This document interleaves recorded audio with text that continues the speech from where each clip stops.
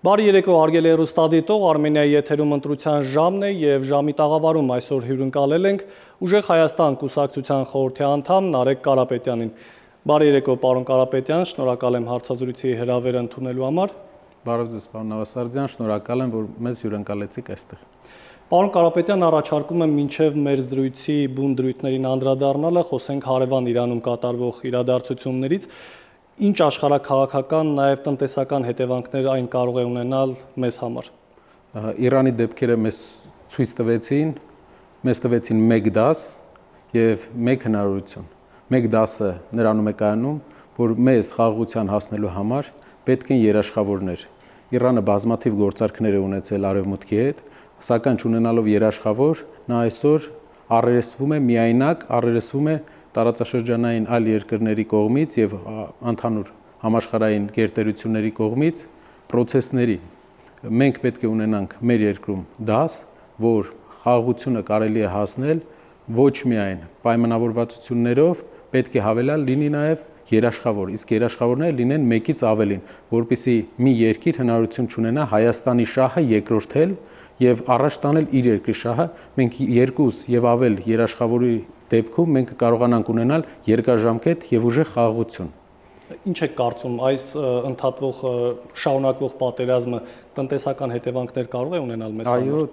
կարծում եմ, որ Իրանի արդյունաբերական պոտենցիալը նվազելու է եւ Իրանը դառնալու է ավելի շատ հումք արտանող երկիր, իսկ դա հնարավորություն է տալի Հայաստանի տնտեսությանը, Հայաստանի ապագա մեր ծրագրերին իրականանալու որպես լավ եւ բավական մատչելի հումքի աղբյուր։ Իրանը կարող է հումք մատակարարել Հայաստան, նույն նավթամթերք, նույն մետալուրգիական ապրանքի սկզբնական շղթայի հումք եւ նաեւ տարբեր այլ հումքային բազա կարող է լինել, ինչը Հայաստանի տնտեսության համար փոխլերացնող եւ հետաքրքիր ուղղություններ է։ Այսինքն Իրանը տնտեսապես շարունակելու է լինել մեզ հետաքրքիր հարևան, որը տնտեսապես նաեւ մենք փոխադարձ հետաքրքրությունների դաշտում ենք մնալու։ Բայց արդյունքում հնարավոր է գների բարձրացում լինի որոշակի ապրանքների, այո։ Կարծում եմ ոչ, կարծում եմ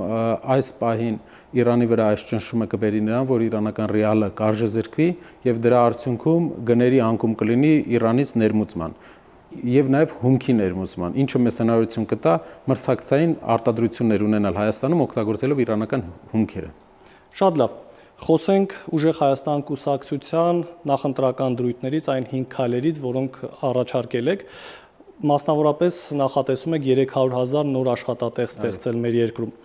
Արդյոք հաշվել եք այդքան աշխատատեղի կարիք կա Հայաստանում։ Շատ լավ, մեր երկրում ապրում է 3 միլիոն մարդ։ Մեր երկրում կա գրանցված 800,000 աշխատող։ Եվս 500,000 մենք ունենք թոշակառու։ Ունենք 300-ից 400,000 մոտ դպրոցական եւ ուսանողական տարիքի։ Մեր հաշվարկով 1.2 միլիոն Հայաստանի քաղաքացի չունի աշխատանք, բայց ունի ցանկություն աշխատելու, որից 300,000-ը ունի ընդամենը 200-300,000-ը սեզոնային աշխատանք ամռանը։ 1.2 միլիոն աշխատատեղեր աշխատանքի ստեղծման հնարավորություն ունի մեր երկիրը, քանի որ 3 միլիոնանոց երկրին 800,000 աշխատատեղը բավականին սահմանափակ հնարավորություններ է տալիս։ Մենք այդ 1.2 միլիոնից ընդամենը 300,000 աշխատատեղ ենք պլանավորում ստեղծել 5 տարվա ընթացքում, բայց դա կլինի արդյունաբերության մեջ, դա կլինի շինարարության մեջ եւ տեղեկատվական տեխնոլոգիաների ծառայությունների մեջ, որը կակտիվացնի մեր տնտեսության արդի վիճակը, լրիվ ուրիշ մակարդակի մենք դուրս կգանք, այսինքն դա կօգնի այն շրջաններում, որտեղ ունենք մեծ աղքատություն, հաղթարել այդ աղքատությունը։ Տեսեք, պարոն Կարապետյան, պետությունն էլ է հաճախ հայտարարում, որ մենք ունենք այսքան աշխատատեղ, թափուր աշխատատեղ եւ այսքան գործազուրկ, եւ այս երկու կոմպոնենտները իրար չեն հանդիպում։ Այս բացը ինչպես եք լրացնել։ Եկեք դիտարկենք մի շարք շրջաններ, օրինակ Մարտունու շրջանում ապրում է 90,000 մարդ։ Մարտունում ինչ աշխատատեղ կա։ Կարող է Երևանում լինել աշխատատեղեր, որոնք վճարում են օրինակ 120,000 եւ ասում են, որ չկա աշխատող մարդ կամ 150,000 չկա աշխատող մարդ, բայց մենք պետք է չմոռանանք, որ Երևանում գույքահարկի ավելացել, տարբեր հարկեր են ավելացել եւ ծախսային առումով Երևանում ապրելը բավականին թանկ է։ Այդ իսկ պատճառով մարդիկ ստիպված են ավելի բարձր աշխատավարձի գնալ, որպեսզի կարողանան տնտեսական բոլոր պահանջմունքները բավարարել։ Իսկ շրջաններում մենք ունենք մեծ շրջաններ, որոնք ուղղակի massական գործազրկություն են, որոնք ապրում են ուղղակի աշխատուժ արտահանելու վրա, որոնք մարդիկ ընտանիքներից կտրվում են, գնում են օտար երկրներ աշխատելով, քանի որ մեր երկրի այսքան տարիների ընթացքում չի լուծել տեղում աշխատատեղ ստեղծելու ամենակարևոր խնդիրը։ Մեր երկրի տնտեսական քաղաքականությունը կառուցված չէ շրջաններում աշխատատեղ ստեղծելու վրա, կառուցված է ուղղակի հարկեր հավաքելու եւ Երևանի ակտիվության հաշվին, Երևանի հարկերի հաշվին, ինչպես նաեւ մի քանի հանքերից ստացված եկամուտների հաշվին պահել երկրի ընդհանուր տնտեսական վիճակը, ինչպես նաեւ պարտքներ գրավելով, բայց որպեսզի ունենանք դինամիկ զարգացող երկիր, մենք պետք է ունենանք համաչափ զարգացում։ Մեր շրջանները պետք է ժամանակի մեր բոլոր շրջանները ունենային մասնագիտացում, ոլորտային մասնագիտացում։ Մենք պետք է գնանք դրան, որ ամեն շրջանի համար կանխատեսենք եւ պլանավորենք տնտեսական զարգացման մոդել։ Ունենք նոյեմբերյանի օրինակը, մենք հայտարարել ենք նոյեմբերյանի հետ կապված օրինակ եմ բերում, որ նա պետք է լինի առանձին բանջարեղենի ջերմոցների գոտի, որտեղ Հայաստանի սահմանին լինելով գազի ներմուծման հիմնական կետը լինելով նոյեմբերյանը հնարավորություն կտա էժան գնով գազ գնել Թուրքիայի թուրքական գազից էժան Թուրքիայում գազի գնից էժան մեր ջերմոցները կկարողանան գազ գնել, դա հնարավորություն կտա հայկական ապրանքը, Տավուշի ապրանքը, նոյեմբերյանի ապրանքը արտահանել եւ նաեւ փակել Հայաստանի ներքին ամբողջ պահանջմունքը։ Ուրիշ շրջան, Մեղրի շրջանի հետ կապված ունենք ծրագիր, ապա Վանաձորի հետ կապված ունենք նավթավերամշակման կոմբինատի գործարանի ծրագիր, որը կլուծի Հայաստանում նավթի թանկ ներմուծման եւ թանկ գների հարցը։ Մենք ոչ թե ստիպված կլինենք Ադրբեջանից գնել բենզինը, այլ առնել, գնել Իրանից նավթ, վերամշակել Վանաձորում ապահովել աշխատատեղեր եւ այդ նավթը բենզինի, դիզելի տեսքով վաճառել մեր երկրում։ Դա հարկային եկամուտների աշխատատեղեր ստեղծում է տնտեսական ակտիվության աճը։ Նաեւ ապագայում կներկայացնենք, թե ինչ ունենք Գյումրիի համար։ Շատ լավ, քանի որ խոսեցինք մարզերում, շրջաններում իրականացվող ծրագրերի մասին, նախատեսվող ծրագրերի մասին, դուք ասում եք գյուղմթերքի երաշխավորված մթերում։ Այո։ Տեսեք, իշխանությունն էլ է ասում, գյուղացի դու մթերի, դու արտադրի, մենք ամբողջությամբ կմթերենք։ Ձեր առաջարկած տարբերակը ինչով է տարբերվում։ Մի քանի օրինակներ բերեմ։ Գյուղատնտեսության մեջ Ալավերդի այցելելու ժամանակ մենք տեսանք, որ այս տարի ունենք ռեկորդային, Ալավերդին ուներ ռեկորդային եգիպտացորենի արտադրանք։ Եվ մարդիկ մեզ դիմեցին մի հարցով, ասում էին մենք չենք կարող իրացնել, քանի որ առաջ անգամ ենք Հայաստանում կարողանում այսքան քանակությամբ եգիպտացորեն ստանալ, որտեղ իրացնենք։ Ուրիշ ռեգիոններում, ռեգիոն կա նույն նոյեմբերյանում զեյթուն են արտադրում ու չեն կարողանում իրացնել։ Տարբեր ռեգիոններում մենք ունենք ապրանքներ, անգամ Արարատյան դաշտում մենք ունենք խաղողի խնդիրը, որ ամեն տարի մենք առերեսվում ենք խաղողի խնդրի հետ։ Իհարկե նախընտրական տարիներին միշտ պետությունը փորձում է լուծել այդ հարցը, բայց հետընտրական տարիներին միշտ առերեսվում ենք խաղողի խնդրի հետ։ Չկա գյուղացիների հետ շփվելով, ինչպես նաև գյուղում ապրելով, ես կարող եմ ասել, որ ամեն տարի մեր գյուղացին մի քանի խնդրի առաջ է առերեսվում։ Նա պետք է առաջինը առանց երաշխավորության, առանց ապահովագրության աճացնի իր բերքը, գումար հայթայթի, աճացնի բերքը, աճեցնելուց հետո հնարավորություն գտնի արագ, որը որ այն բերքը, որը որ արագ խնդիր ունի արագ փչանալու 20 օրվա ընթացքում վաճառի, 15 օրվա ընթացքում վաճառի։ Մի քանի մեծ ռիսկեր կա գյուղացու համար։ Գտնել գնորդ, կարողանալ հնարավորություն ունենալ այդ 15 օրվա մեջ լավ գին բանակցել, ինչպես նաև հայթայթել գումար այդ բերքը ստանալու համար։ Ես շատ անգամներ տեսել եմ գյուղացիների, ովքեր 1-2 տարի հաջող բերք ստանալուց հետո երրորդ տարում առերեսվել են բերքի իրացման խնդրին եւ սնանկացել են։ Որպեսզի մենք լուծենք այս հարցը, պետք է գյուղացուց մի խնդիր գոնե գյուղի մեր հայրենակիցների համար մի խնդիր լուծենք, կարևոր խնդիր, իրացման խնդիրը գյուղացին պետք է լինի աճեցնողը, արտադրանք որակյալ ստացողը եւ ոչ թե վաճառքի մասին մտածողը։ Մենք ունենք հարևան երկրներ, որոնք միլիոնավոր տոննաների գյուղմթերք են ներմուծում եւ ունեն հայկական գյուղմթերքի կարիքը, սակայն չկա միջնորդ օղակը, որը կարող է գյուղացուց կայուն գնով, տարվա սկզբում նախանշած գնով գնել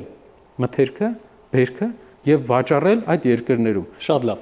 Քանի որ մեր ժամանակը սահմանափակ է, ես առաջարկում եմ շատ ավելի հարցերի շուրջ խոսել։ Դուք ասում եք 0% հակ փոքր բիզնեսին։ Ճիշտ է, փոքր բիզնեսը Հայաստանում 2%-ն է կազմում, ինչպես դուք եք հայտարարում։ Բայց արդյոք այս դեպքում փոքր բիզնեսը հնարավորություն չի ունենա դառնալ օրինակ միջին բիզնես, այնուհետև տրոհվի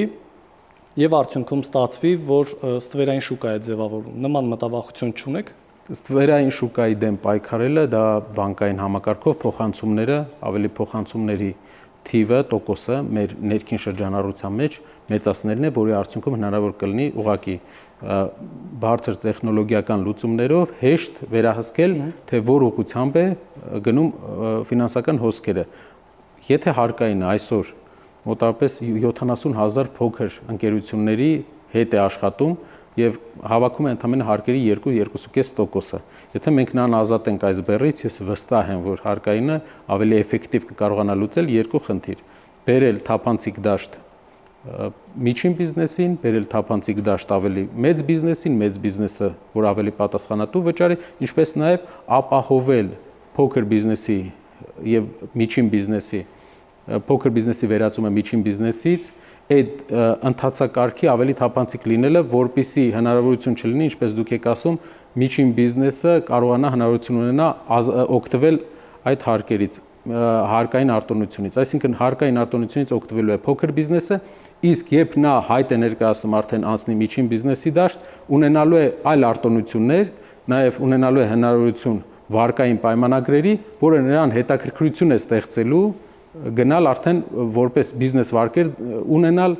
դառնալ միջին բիզնես։ Մենք պետք է գնանք ոչ թե սահմանափակման եւ ճնշման ճանապարհով, այսինքն ասենք, որ եթե դուք փոքր եք եւ դառել եք միջին, պետք է եթե չգրանցվեցիք, մեծ խնդիրներ կունենաք, այլ շահավետ առաջարկ անել։ Շահավետ առաջարկը ինչ է։ Դուք հնարավորություն կունենաք ստանալ բիզնես վարկեր, եթե դարձաք միջին բիզնես եւ ընդլայնել ձեր բիզնեսը։ Շատերը կգնան այդ ճանապարհով եւ մենք խնդիր չենք ունենա մարդկանց համար ստեղծել հավելյալ ռիսկեր, ինչ որ այսօր կա տասնյակ միլիոնների տարբեր տույժեր, որոնք մարդկանց համար ստեղծում են էգզիստենցիալ խնդիր իրենց տնտեսական միավորի համար։ Ասում եք կստեղծենք 20,000 մատչելի բնակարան պետական աջակցությամբ։ Սա ում համար է նախատեսված, ինչի համար եմ հարցնում, որովհետև գիտեք, Հայաստանում հողի գինը բավականին բարձր է եւ այսօր նորակառույց բնակարանները բավական թանկացել են։ Ինչպես ում համար է նախատեսված եւ ինչպես եք սա կարգավորել։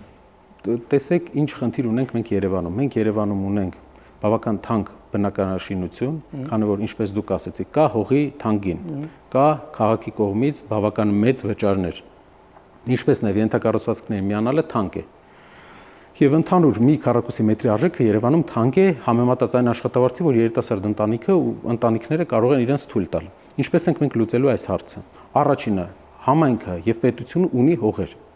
Եվ այդ հողերը պետք է լինեն Երևանի մերձ հատվածներում, որpիսի մենք նոր շենքեր չկառուցենք Երևանի կենտրոնում, չավելացնենք Երևանի կենտրոնի ծանրաբեռնվածությունը, ենթակառուցվածքային ծանրաբեռնվածությունը, ինչպես նաև, այսինքն ջրի խնդիրը, գազի խնդիրը, այլ խնդիրներ մենք տեսնում ենք, որ կենտրոնը արդեն ունի եւ Երևանի շատ թաղամասեր ունեն։ Պլանավորված թաղամասերի շինարարությունը լինելու, որը լուծելու է մի քանի հարց։ Առաջինը, ընտանիքները հնարավորություն են ունենալու դառնալ, մեծանալ, այսինքն մարդիկ գիտենք, որ երրորդ երեխան չեն պլանավորում, հիմնականում տարածքի ծնողների հետ են ապրում եւ հնարավորություն կունենան երրորդ երեխան պլանավորեն դեմոգրաֆիկ աճ ունենանք։ Երկրորդը սեյսմիկ առումով Երևանի բնակֆոնդի կեսից ավելին սեյսմիկ առումով խնդրահարույց է։ Մենք ապրում ենք աշխարհում 3 հիմնական երկրաշարժային գոտիներից մեկի շրջակայքում։ Այս հարցը վաղ թե ուշ մենք պետք է լուծենք։ Պետք է բնակֆոնդը ռենովացիայի ենթարկվի։ Եվ սա լուծելու է բնակֆոնդի հարցը։ Իսկ երրորդը աշխատատեղերի հարցը, որովհետեւ ինչպես նոր նշեցի, Մարտունու մեր հայրենակիցները, իմ հայրենի Տաշիրի հայրենակիցները, այլ ռեգիոնների հայրենակիցներ չգնան արտագնա աշխատանքի, այլ գան Երևան ու կատարեն այդ շինարարական աշխատանքները։ Շատ լավ։ Պարոն Կարապետյան, իրապես հարցերը շատ են, բայց ես որպես վերջին հարց կխնդրեմ կարճ մեկնաբանություն։ Նաև հասարակության լայն շերտերին է այս հարցը հուզում։ Դուք եթե անցնեք խորհրդարան, որևէ այլ քաղաքական ուժի հետ դաշինք կկազմեք, ձեր պատասխանը։ Մեր հայտը մեր հասարակությանը ինչ ներկայացրել ենք, հիմնված է այս գաղափարի շուրջ, որ մենք պետք է ունենանք կենտրոնացված իշխանություն, որպեսզի կատարենք մեծ փոփոխությունները, որը առաջարկել ենք 5 քայլերը՝ մասսայական աշխատատեղերի ստեղծում,